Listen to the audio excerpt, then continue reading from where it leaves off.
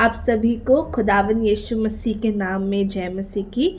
आज परमेश्वर के अनुग्रह से हम फिर से मिल पाए हैं और फिर से उसने अनुग्रह किया कि उसने वो आज ऐसा हो कि मेरे द्वारा से होकर आप सभी से बात करें और मुझसे भी बात करें। हम सब सुनने वाले हैं क्योंकि कहने वाला केवल और केवल पवित्र आत्मा है। आइए हम एक छोटी सी दुआ के साथ शुरू करते हैं। हे खुदावंद, हम सब जो सुनने वाले हैं पिता, मुझे मिलाकर खुदावंद, हम तुझे इस जगह पर, हर एक जगह जहाँ भी कोई सुनता है वहाँ आपको इनवाइट करते हैं। पवित्र आत्मा, आपको इस जगह पर इनवाइट करते हैं। खुदावंद, अपने कब्ज़ों को आपको दे देते हैं। खुदा, हम पर कब्ज़ा कर लें। हे पिता, हमारे द्वारा कहें और हमारे आँखों को और कानों को खोल दें। खुदावंद, आज आप हर एक से बात करने वाले हो सके। आमीन, आमीन, आमीन। Praise the Lord. आपको पता है, पुराने नियम में हमने परमेश्वर के कई सारे नामों को पढ़ा, कई सारे नामों को जाना। यहोवा शालोम, यहोवा यीरे, यहोवा राफा, एल शदाय, अदोनाय, कई सारे नामों को हमने देखा। और ही इज़ द प्रोवाइडर, हमें सब पता है ना, वो सेनाओं का यहोवा है, वो हमारे जंग लड़ने वाला परमेश्वर है और वो हमें शांति प्रदान करता है, वो शालोम है। हम कई सारे नामों को हमने उसके जाना। पर आपको पता है कि जब यीशु आया तो यीशु ने परमेश्वर के एक नए नाम को प्रकट किया। कौन से नाम को उसने हम पर प्रकट किया? उसने हम पर यहोवा के सबसे प्यारे नाम को प्रकट किया और वो है पिता। यीशु जब आया तो यीशु ने एक नाम को, परमेश्वर के एक नाम को हम पर प्रकट किया और वो है पिता। और वो हमारा पिता है, वो माफ़ करने वाला पिता है, वो हमसे अत्यंत प्रेम करने वाला परमेश्वर है और वो हमसे बहुत प्यार करता है। हम ये कहते हैं ना कि यीशु हमसे प्यार करता है, खुदावंद हमसे प्यार करता है, पर कई लोगों ने उसके प्रेम को महसूस ही नहीं किया। इसलिए हम विश्वास ही नहीं कर पाते कि बस कहने को कह देते हैं कि खुदा प्यार करता है, पर जब वो समय आता है ना, जब हमें प्यार की ज़रूरत होती है, तो हम उसके पास जाना भूल जाते हैं, क्योंकि हमें सिर्फ ये कहा हुआ याद रहता है कि यीशु प्यार करता है, पर हमने कभी उसके प्रेम को महसूस ही नहीं किया। तो आज हम उससे मांग लें कि खुदावन, मैं जानती हूँ कि तू मुझे बड़ा प्रेम करता है। तूने मेरे लिए अपनी जान को दिया, और केवल जान नहीं दी, केवल लहू नहीं बहाया, पर तीसरे दिन फिर जी उठा कि हम कह सके कि हमारा खुदावन जीवता परमेश्वर है। Yes, praise the Lord. हम उससे कहें कि हे मेरे परमेश्वर, हे मेरे पिता, मुझे तेरे प्यार को महसूस करवा। मेरे उठते, मेरे बैठते, मेरे चलते फिरते मैं जान सकूं कि तू मुझसे कितना प्रेम करता है। उसके प्रेम की सीमा जानना तो बहुत बहुत मुश्किल है, क्योंकि आपको पता है वो समुद्र से गहरा प्रेम है उसके प्रेम का कोई अंत नहीं। फिर भी अगर हम उसके 1% प्रेम को भी जान लेना हमारे जीवन में, महसूस कर लें, हम बहुत कुछ महसूस करते हैं ना, जो चीज़ें कुछ सही भी नहीं होती, हम वो भी उन्हें एंटरटेन करते रहते हैं अपने विचारों में, उन फीलिंग्स को। पर कई बार हम ये महसूस नहीं कर पाते कि परमेश्वर हमसे कितना प्रेम करते हैं, कितना ज़्यादा प्यार करते हैं। खुदावंद, हमने यहोवा को बहुत बार एक ऐसे परमेश्वर के रूप में देखा है जिसे पाप बिल्कुल भी पसंद नहीं है, जिसे पाप बिल्कुल पसंद नहीं है, जो दंड देने वाला परमेश्वर है, या जो तुरंत एकदम न्याय करता है। और हम कई बार बहुत ज़्यादा डरे हुए रहते हैं परमेश्वर से। पर एक बार अगर हम उसके प्रेम को जान लेना कि वो कितना प्यारा परमेश्वर है, तो हम उसको बहुत हद तक पहचान पाएंगे कि हमारा यीशु कौन है, हमारा यहोवा कौन है, पवित्र आत्मा कौन है। आपको मैं बताऊं, मैं आपको ये सब इसलिए बता रही हूँ क्योंकि जब हमसे पाप हो जाता है, जब हमसे बहुत सारी गलतियाँ हो जाती हैं ना, तो शैतान का एक हथियार है ये जब वो देखता है ना कि आप खुदा के लिए सीरियस हो रहे हैं और आप उसके पीछे चलना चाहते हैं, आपने पीछे चलना उसके शुरू कर दिया है, यीशु के पीछे चलना आपने शुरू कर दिया है, आप खुदा के पीछे चल रहे हैं, जब वो ये देखता है ना, तो वो आपको आपके सराउंडिंग्स में कुछ कुछ ऐसे हालातों को खड़ा करता है कि आप गलती कर लो या आप पाप में गिर जाओ। और कई बार पवित्र आत्मा हमें बहुतायत से बचा लेते हैं, वो हर बार हमें बचाने की कोशिश करते हैं, पर कई बार हम उनकी सुन लेते हैं तो हम बच जाते हैं, कई बार हम नहीं सुनते और इग्नोर करते हैं तो हम गिर जाते हैं, हम गलतियों में, हम पाप में गिर जाते हैं। आपको पता है, कई बार जब हमसे गलती हो जाती है ना, जब हमसे पाप हो जाता है, तो हम खुदा के पास जाने की जगह, खुदा के पास दौड़ने के बजाय हम उससे दूर जाते हैं कि अब मैं खुदा के पास कैसे जाऊं, अब मैं उसे क्या मुंह दिखाऊं, अब मैं और कितनी बार उससे माफ़ी मांगूं, और हम उससे दूर हो जाने लग जाते हैं, हम छिप जाते हैं, हम उससे दूर जाते हैं और हम उससे माफ़ी को नहीं मांगते। पता है आपको, वो माफ़ करने वाला खुदावंद है, वो माफ़ करने वाला परमेश्वर है, और वो चाहता है कि हम उससे माफ़ी को मांगे ताकि वो फिर से अपने लहू के द्वारा हमें श्वेत करे। उसने अपना लहू क्रूस पर जो बहाया है ना, एक एक बूंद जो उसने दे दी अपनी, वो इसलिए नहीं दी कि एक दिन उसके बच्चे गलती करें या पाप करें और फिर ये सोच के कि उसका लहू तो मुझे नहीं बचा पाएगा, ये गलती थोड़ी ज़्यादा बड़ी हो गई और दूर चले जाएं। आपको पता है, उसका लहू हर बड़े से बड़े पाप को, हर बड़े से बड़ी गलती को श्वेत करने के योग्य है। वो राजाओं का राजा है, वो प्रभुओं का प्रभु है, वो अल्फा है, वो ओमेगा है, वो हमारा यीशु है। और जो यीशु ने यहोवा का नाम प्रकट किया, वो हमारा पिता है, वो हमारा पिता है। और वो हमें छोड़ने वाला परमेश्वर नहीं है, वो हमें माफ़ करने वाला परमेश्वर है। तो जब शैतान आपके मन में डाले ना, आपसे कोई गलती हो जाए कि तुझसे तो फिर से गलती हो गई, तू कितना गंदा है, तू बार बार पाप करता है, तू कभी परमेश्वर को खुश नहीं कर पाएगा, अब परमेश्वर तुझसे प्रेम नहीं करते, तो उससे कहे वो मेरा पिता है और वो मुझसे प्रेम करता है। उसका प्रेम मेरे लिए कभी भी कम नहीं हो सकता। लिखा है कि कोई चीज़ नहीं है जो हमें उसके प्रेम से अलग कर सके। वो प्रेमी परमेश्वर है और वो अपने बच्चों को छोड़ता नहीं है।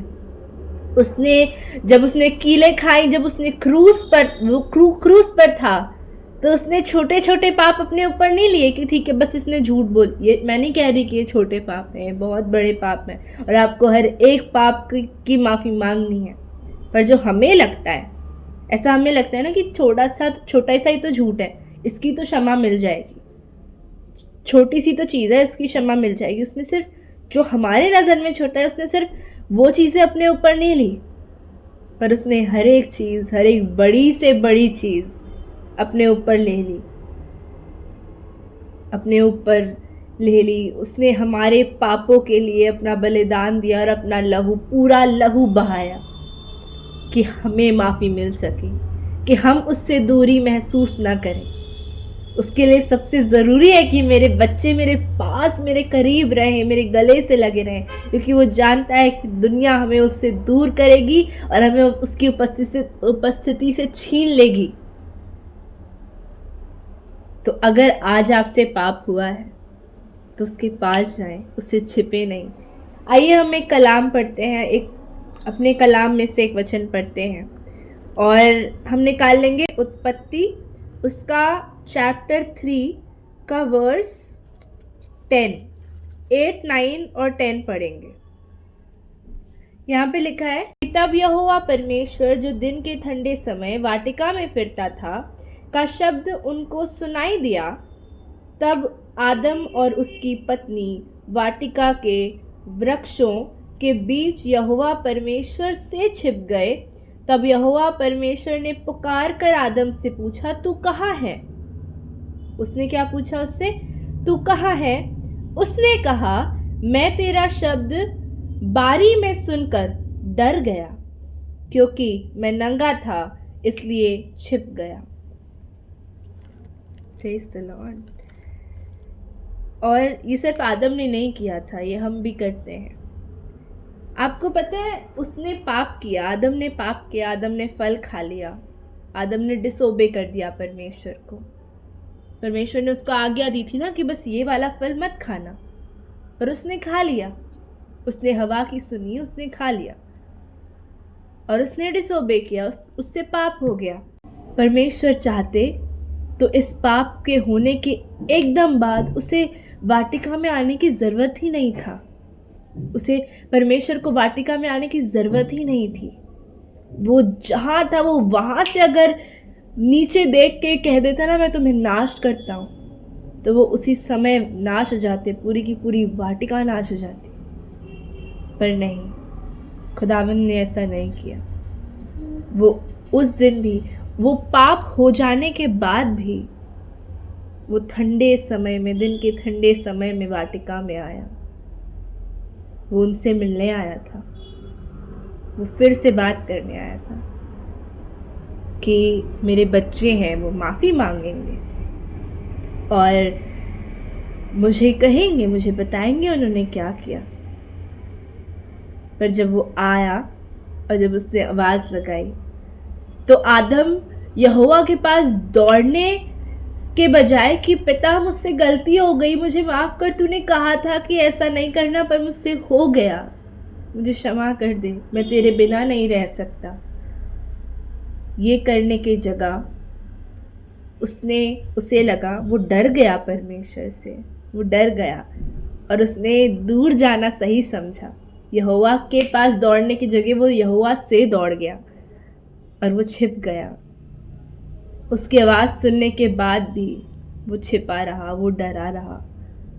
और फिर जब उसने कहा तो वो आपस में एक दूसरे को ही ब्लेम करते रहे। उसने माफ़ी नहीं मांगी खुदा से। मैं आपको ये बताना चाहती हूँ कि हमारा जो खुदावंद है वो प्रेमी परमेश्वर है। आपको पता है, आपके ये शैतान का ना सबसे बड़ा झूठ है, और क्योंकि वो झूठों का पिता है तो वो झूठ ही बोलता। और जब आपको ये विचार आए ना कि अब परमेश्वर तुझे प्रेम नहीं करता, अब वो तुझे प्यार नहीं करता, अब वो तुझे त्याग चुका है, या अब वो तो तुझे भूल चुका है, वो तेरे जीवन में कुछ काम नहीं करना चाहता, वो नहीं कर रहा, वो चुप बैठा हुआ है, देख, यही वाले विचार आते हैं ना। तो जब ये विचार आए तो मैं आपको बताना चाहती हूँ कि ये पवित्र आत्मा की ओर से है ही नहीं, ये परमेश्वर, ये हमारे पिता की ओर से नहीं है, ये शैतान की ओर से ख्याल दिए जाते हैं। क्योंकि वो जानता है कि अगर हमने उसके झूठों को सच मान लिया तो हम उस सत्य को नहीं जान पाएंगे जो हमें स्वतंत्र करता है। और ये स्वतंत्रता तो नहीं है जो हम ये सोचते हैं कि अब वो प्यार नहीं करता। स्वतंत्रता वो है जब हम ये जान लें कि अब कुछ नहीं पर मेरा खुदा है और वो मुझसे प्रेम करता है। जब हमें किसी चीज़ का डर ना लगे, क्योंकि हम जानते हैं कि हमारे जंगों को लड़ने वाला यहोवा है। जब हमें खुद के लिए लड़ना ना पड़े, क्योंकि हम जानते हैं कि हम चुप रहेंगे ना, बोलने वाला वो है। इसे कहते हैं सत्य को जान लेना। और सत्य ये है कि हमारा परमेश्वर कल, आज और युगानुयुग एक सा है। वो कल प्रेमी परमेश्वर था, वो आज प्रेमी परमेश्वर है, वो सदा प्रेमी परमेश्वर ही रहेगा। आपका कोई काम आपको उससे प्रेम नहीं करवा सकता। हमें बहुत बार ये गलत फहमी होती है कि क्योंकि अगर मैं अच्छा बना रहूँगा ना तो खुदा मुझसे और प्यार करेगा। नहीं, जब आप बुरे थे ना, वो तब आपके लिए उसने जान दी। जब आप बुरे थे वो तब भी आपसे उतना ही प्यार करता था जितना अगर आज आप कोशिश कर रहे हैं ना, या अगर आपको लगता है आप अच्छे हैं तो आपसे करता है। उसका प्यार आपके लिए कल, आज और युगानुयुग एक सा है। वो कहता है मैं बदलने वाला परमेश्वर नहीं हूँ। वो मनुष्य सा नहीं है जो वो बदले, वो मनुष्य सा नहीं है जो वो झूठ बोले। वो सच कहता है, वो सत्य का परमेश्वर है, वो प्रेम है और वो आपसे हमेशा हमेशा प्रेम करता है। अगर आपको लगता है ना कि आपकी धार्मिकता के कारण, आपके राइचियसनेस के कारण वो आपसे प्रेम करता है, नहीं। अगर आप उसके पीछे चलने की कोशिश करते हैं तो उससे ये होता है कि आप उसके और नज़दीक होते जाते हैं, क्योंकि आप कोशिश कर रहे हैं, आप पवित्र आत्मा से कह रहे हैं कि मेरे अंदर की अपवित्रता को हटाइए। और जब अपवित्रता हटती है तो हम उस पवित्र परमेश्वर के पास जाते हैं और वो निकटता को, हम उस नज़दीकी को महसूस करते हैं। और जब हमें नज़दीकी महसूस होती है ना, जब हम परमेश्वर के पास जाते हैं तो हम उसके प्यार को और बहुतायत से महसूस कर पाते हैं। पर अगर किसी दिन हम उससे थोड़ा सा दूर है ना और हम उसके प्रेम को उतना महसूस नहीं कर पा रहे, इसका ये मतलब नहीं है कि वो प्यार नहीं करता। वो, हमने नज़दीकी, हमारी गलती से उससे थोड़ी सी नज़दीकी कम हुई है, इसलिए हमें महसूस नहीं उतना हो पा रहा है। पर वो आपसे तब भी प्रेम करता है और वो तब भी पुकार पुकार कर कहता है कि मेरे पास लौट आओ, मेरे पास वापस आओ। जो तुम झूठ को मान रहे हो ना शैतान की कि नहीं, तुम्हारा परमेश्वर तुमसे अब प्रेम नहीं करता, उसे छोड़ो, उसे त्यागो।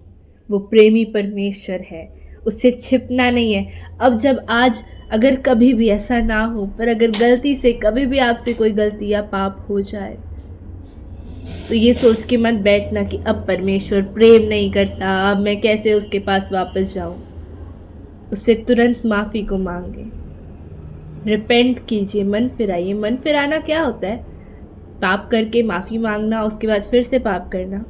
परमेश्वर अनुग्रहकारी है, पर उसके अनुग्रह को हम व्यर्थ ना लें।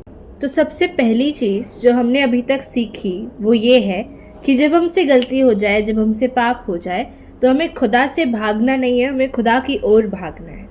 हमें नहीं जाना, हमें छुपने नहीं जाना। हम उससे दूर जाएंगे ना, हम नाश ही हो जाएंगे। हमें लगता है कि हम उससे छुप जाएंगे। कोई ऐसी जगह नहीं है जहाँ पवित्र आत्मा से छुप सके।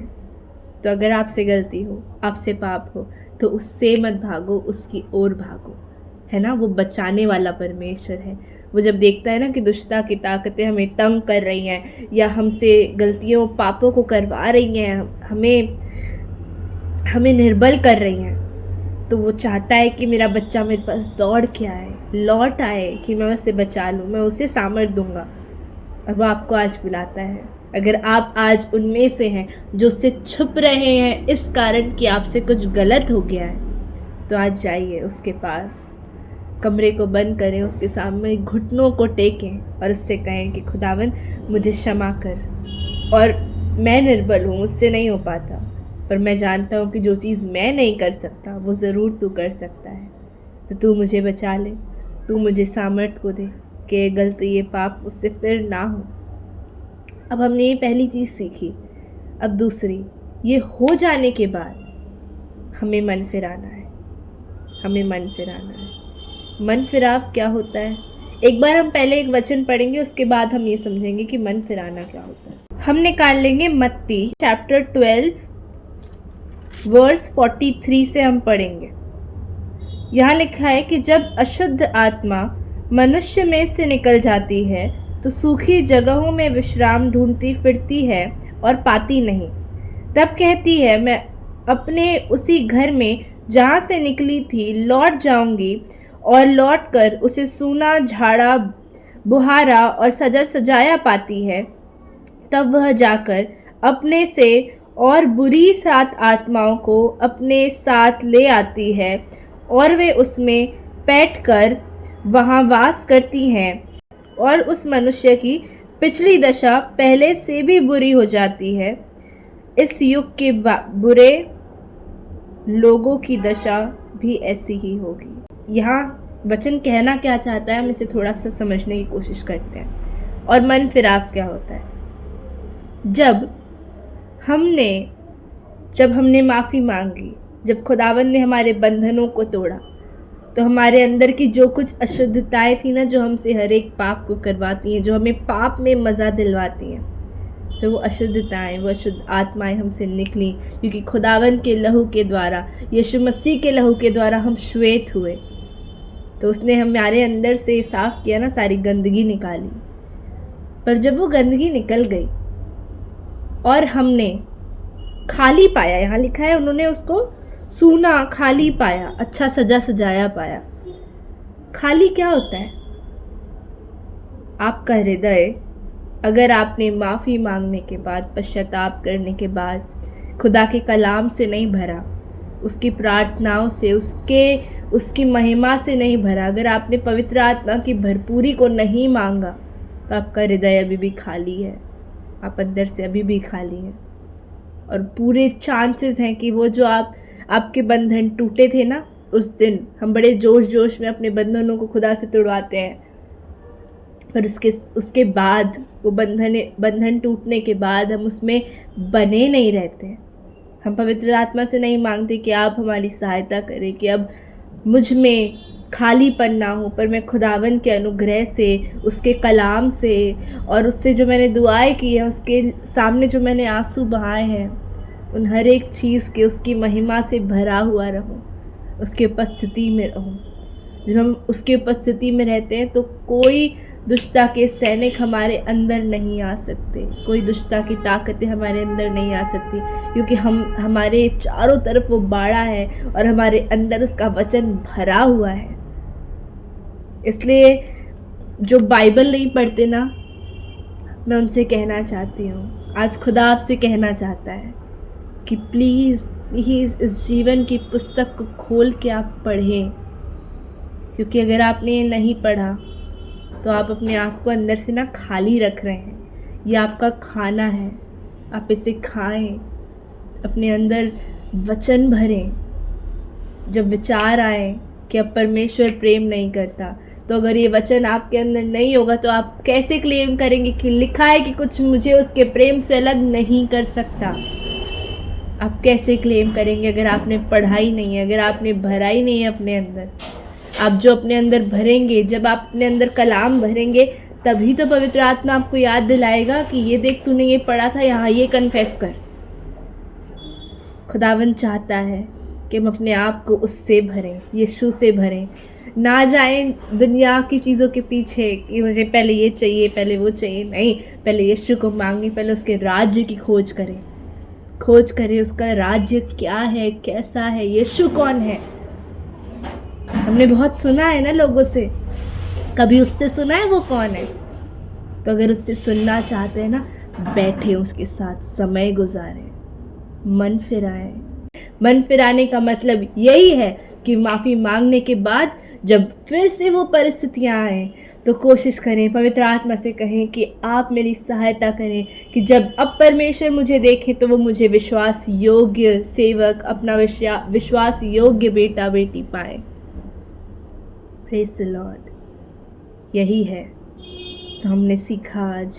खुदावंद ने हमें कहा, बताया, पवित्र आत्मा ने हमें बताया कि हमें जब पहली बात तो जब हमसे पाप हो जाए, जब हमसे गलती हो जाए, तो हमें छुपना नहीं है। जैसे आदम छुप गया था, आदम डर गया था, हमें उसके पास जाना है। एक परमेश्वर के दास ने कहा कि हमें परमेश्वर का डर होना चाहिए, पर इस तरह का नहीं कि परमेश्वर हमें मार देगा या हमारे साथ कुछ गलत कर देगा क्योंकि हमने पाप किया है। नहीं, वो प्रेमी परमेश्वर है, वो ऐसा नहीं करता। हमें ये डर होना चाहिए कि कहीं मैंने ये किया तो उससे बुरा तो नहीं लग जाएगा कि उसकी बेटी ने ऐसा कर दिया है। कहीं मैंने ये किया तो उसे ठेस नहीं पहुंचनी चाहिए, इसलिए मैं नहीं करता। आपका परमेश्वर आपसे प्रेम करता है और चाहता है, आप जितनी बार उससे माफ़ी मांगोगे वो आपको उतनी बार माफ़ करेगा। और वो चाहता है कि आपसे गलती हो जाए तो आप माफ़ी मांगे, पर वो ये भी चाहता है कि उसके अनुग्रह को व्यर्थ ना लिया जाए। ऐसा ना हो कि उसका अनुग्रह ठट्ठों में उड़ाया जाए।